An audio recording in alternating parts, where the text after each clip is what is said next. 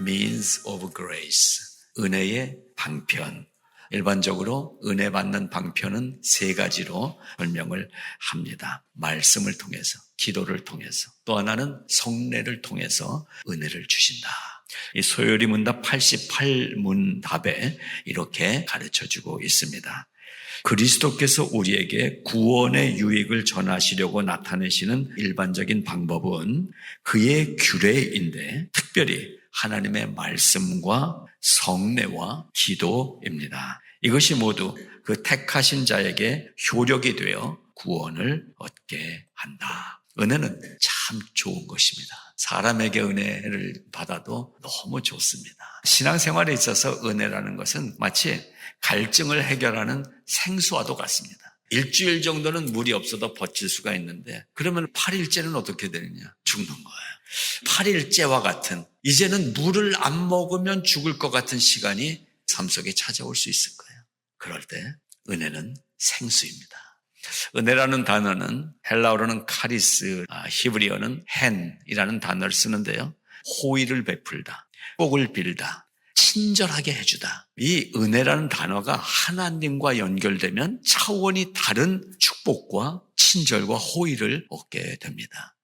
이 하나님의 은혜는 우리에게 무엇을 주느냐? 기쁨, 평강, 충만, 무엇보다도 구원. 이 하나님의 은혜가 사람에게 가장 처음 시작된 건 언제였을까요? 누구에게? 첫사람 아담과 하와는 좋았던 시절을 스스로 발로 차버렸어요. 죄와 친해졌어요. 그래서 죽게 됐습니다. 그런데 하나님의 은혜가 이때 나타납니다. 내가 너를 살려준다. 대신 동물을 잡아서 옷을 해 입히는 것입니다. 세상에서 입는 옷은 부서져 버립니다. 주님이 우리에게 주신 가죽옷을 입어야 되는 것입니다. 그 가죽옷의 이름이 은혜인 것입니다. 그렇습니다. 우리는 하나님의 은혜로 이 세상에 태어났고 그 은혜로 부르심을 입어서 성도가 된 것이고요. 또 계속해서 부어주시는 은혜로 말미암아 인생을 복되게 살고 있는 것입니다. 중요한 사실은 누구에게 주셨느냐? 받을 자격이 없는 나에게 주셨다. 이 은혜를 깨닫게 될 때 감동이 되고 감격이 되고 때로는 능력이 되고 내가 살아갈 힘이 되어주더라라는 것입니다. 주의 보좌로 나아갈 때에 어떻게 나가야 할까? 나를 구원한 주의 십자가, 그것을 믿으며 가네. 자격 없는 내 힘이 아닌 오직 예수님의 보혈로, 십자가의 보혈, 완전하신 사랑, 힘입어 나아갑니다. 자격이 없어요. 그 얘기는 생명이 없는 삶을 사는 거예요. 근데 자격 없는 내게 하나님께서 이 구원의 은혜를 주셨다. 그래서 우리는 나를 위해 흘려주신 그 보혈이 내 속에서 돌기 시작할 때 내 죄의 피가 빠지고 예수 보혈의 피가 내 몸 안에서 돌아다니게 될 때 진짜 사는 것입니다. 그러니까 예수 믿지 않으면 돈이 많아도 죽은 인생이요, 건강해도 죽은 인생이요, 착해도 죽은 인생이요. 그러나 아무것도 없을지라도 구원받은 인생은 살아있는 사람이 됐다는 사실, 그 앞에서 우리는 감사하는 것입니다. 저와 여러분은 살아있습니다. 가끔 졸기는 해도 저와 여러분은 살아있습니다. 생명의 은혜를 누리면서 살 수 있기를 바랍니다. 그런데 이렇게 시작된 나의 신앙생활을 참된 바른 신앙으로 살기 위해서는 어떻게 해야 될까? 첫째로 하나님의 은혜에 합당한 삶을 살아가려는 의지가 필요합니다. 의지, 자유의지. 하나님이 그것을 우리에게 주셨어요. 이것이 발동돼야 돼. 그리고 두 번째로는 의지에는 행동이 함께 가요. 행함이 없는 믿음은, 그래서 야고보는 죽은 믿음이라고 선언을 했습니다. 저와 여러분의 믿음이 살아있는 믿음이 되시기를 바랍니다. 자, 오늘 나누는 이 은혜의 방편, 말씀과 기도와 성례, 하나님이 은혜 받을 수 있는 여러 가지 길들을 주셨다는 것입니다. 자, 오늘은 성찬식이 있습니다. 그래서 이 성례를 통해서 은혜 받는 이야기를 드립니다.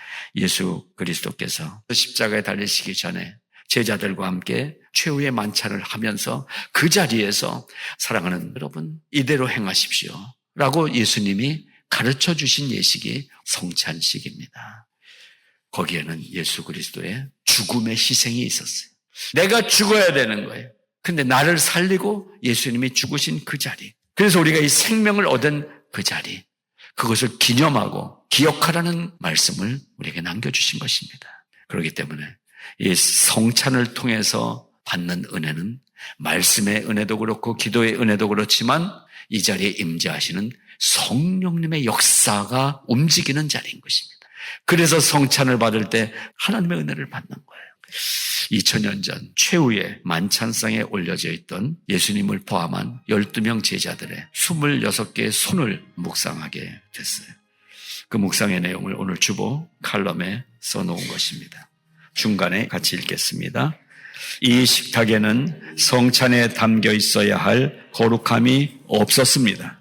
오히려 이생의 자랑과 육신의 정욕과 배신의 마음들을 숨기고 친한 척, 사랑하는 척, 양보하는 척 위장된 평화의 식탁이었습니다. 한마디로 더럽고 비열한 손들이 잔을 부딪히며 브라보, 빵을 나누며 샬롬의 인사를 나누고 있었습니다. 그러나 이 식탁 위에 많은 손들 중 하나인 예수님의 손이 보입니다. 이제 잠시 후엔 십자가 나무에 겹쳐져 못질을 당할 손, 뼈까지 깨지고 인류의 죄를 대신해 못이 박혀 피가 흐를 예수님의 손. 이런 묵상을 하게 된 거예요. 어제도 싸웠잖아요, 이 제자들이요. 네가 더 크다, 내가 더 크다. 그 중에는 속을 드러내지 않는 가룟 유다도 거기에 떡하니 앉아서 같이 빵을 나누고 있어요. 이 상에 올라온 손들을 보세요. 속을 보니까 다 더러운 손들을 올려놓고서는 빵을 나눠 먹고 있어요. 오늘날 우리의 성찬이 모양은 성찬식인데 속을 들여다보니까 시커먼 것들이 잔을 받고 빵을 나누고, 성찬의 가장 중요한 특징 중에 하나는 거룩함과 성결입니다. 그것이 바로 구속을 이루기 위한 예수님의 십자가 희생의 목적이 거룩과 성결이었기 때문에 이 성찬은 거룩과 성결인 것입니다. 그런데 이번에 다시 묵상하면서 제 손이 부끄러운 거예요. 성찬의 말씀을 묵상하면서 부끄러운 거예요. 너무 더러운 손이에요. 제가 잡으려고 했던 세상의 것들 생각하니까 이 손이 찬을 받을 만한 거룩한 손이 아니더라고요. 오물이 많이 묻은 손이더라고요. 만찬의 자리에 올려있던 예수님의 손을 생각해 봤습니다. 어려서부터 아버지 요셉을 따라서 찔하고 나무를 자르고 하던 투박하고 그랬지만 부모님을 돕던 효도의 손, 또 제자들과 함께 다닐 때는 맨바닥을 샌들을 신고 다니니까 먼지로 묻어버린, 오물이 묻어버린 이 제자들의 발을 무릎 꿇고 앉아서 그 더러운 발을 씻겨주시던 예수님의 손, 마침내 십자가에 못 박혔을 때는 아무 죄도 없으신데 그 끔찍한 대못이 박히는 고통을 감수해야 됐던 그 예수님의 손, 그 손을 생각하면서 저는 숨기려고, 거룩한 척하려고 장갑을 끼고 가운을 입고 구별의 어떤 모습이라도 나타내려고 이러고 있는 제 모습이 부끄럽더라는 말씀입니다. 아직도 틈틈이 세상을 붙잡고 의지하며 살아가는 저의 손, 그리고 여러분의 손, 세상을 그래도 의지해야 살아갈 수 있는 이빈의 삶 속에서 오늘은 깨끗하게 잔을 받는 손이 돼 있습니다. 하나님이 베풀어 주시는 모든 은혜의 방편들은 사람이 자기를 살피고 그 후에야 이 떡을 먹고 이 잔을 마실지라 라는 말씀처럼 손과 흰장갑 얘기가 아니라 마음의 얘기를 나눠드린 것입니다. 성찬식을 신중히 귀하게 생각하시기 바랍니다. 그리고 기대하시기 바랍니다. 기독교 신앙 안에는 생명의 이야기가 흐르고 있어요. 그것을 대표적으로 보여주는 의식이 성찬식인 것입니다. 성찬을 대할 때 더 정결한 내 마음 상태를 점검할 수 있기를 바라는 것입니다. 성찬의 본질은 하나님의 은혜, 믿음으로 받으면 무조건적으로 주신 하나님의 은혜를 경험할 수 있을 것입니다. 더러운 손일지라도, 자격 없는 손일지라도 무조건적인 은혜로 주시는 구원의 잔과 떡, 우리를 살리기 위해 못이 박혀 피가 흐르고 상한 그 손으로 주시는 당신의 몸과 피의 상징들. 그렇기 때문에 오늘 성찬은 은혜의 성찬인 것입니다. 생명의 성찬인 것입니다. 믿고 잔과 떡을 나누면서 은혜의 축복을 가득하게 누리는 이 하루가 되시기를 축복합니다. 이것은